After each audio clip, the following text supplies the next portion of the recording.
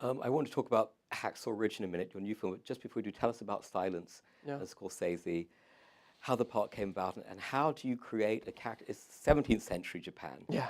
Tell everybody what the movie's about and what the challenge of that role was for you. Yeah, it's crazy. So I play a Jesuit priest in inspired by Saint Ignatius, and in the 1600s, as a Portuguese Jesuit priest, crazy, who goes on a mission to Japan, where a bunch of missionaries have gone before him to spread the good word, spread the gospel, and at this point, Christianity has been outlawed in Japan, and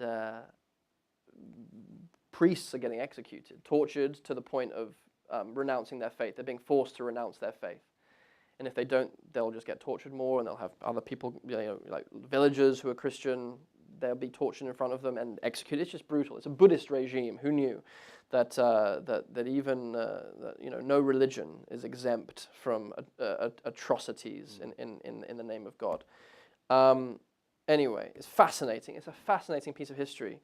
And so I play a young priest who's going to find his mentor who's disappeared in Japan, and also to keep the gospel alive in Japan in a hidden way. And it's like undercover mission as a Jesuit. It's fascinating. It's really, really cool and brutal. And Scorsese's been wanting to make it for a long time, and it's very, very personal to him. It's based on a book. What are the conversations with him about creating a role? Like, do you discuss, am I going to do it with an English accent, or how does he guide you? Well, we had a year actually. I had a year before between getting the part and shooting it. So Why so long?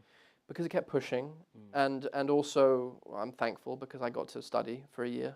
I didn't work. I just studied. Wow. Yeah, I studied with this amazing Jesuit priest called Father Martin in New York City, who runs America. He's one of the editors at America Magazine. He's a writer, spiritual writer. Beautiful, beautiful guy. And he became my spiritual director and kind of taught me all things Jesuit.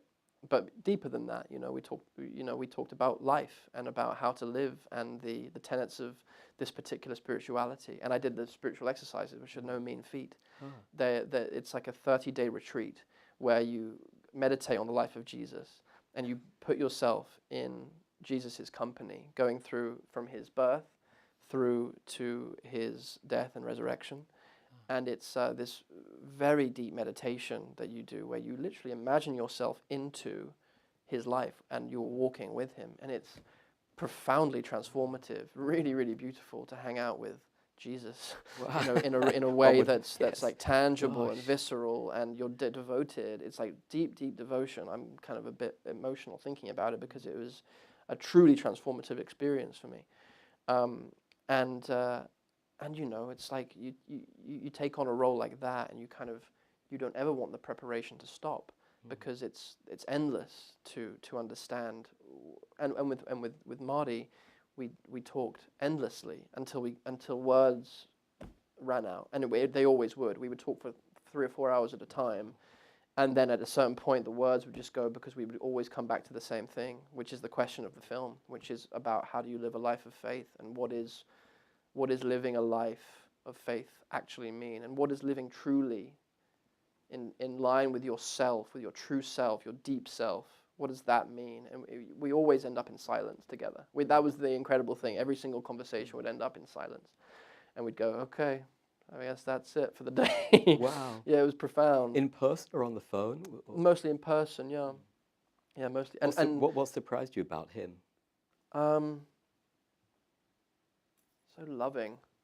Just a loving man. Just like a loving, generous man. And just kind of... his brilliance didn't surprise me, but there was something about his kindness and his softness that was surprising, because you see Goodfellas and you go, a soft guy didn't make this. Yeah. You see Casino, you see any of these things. But then you see Kundun, which I hadn't seen, and you go, oh boy, that's like a big old heart.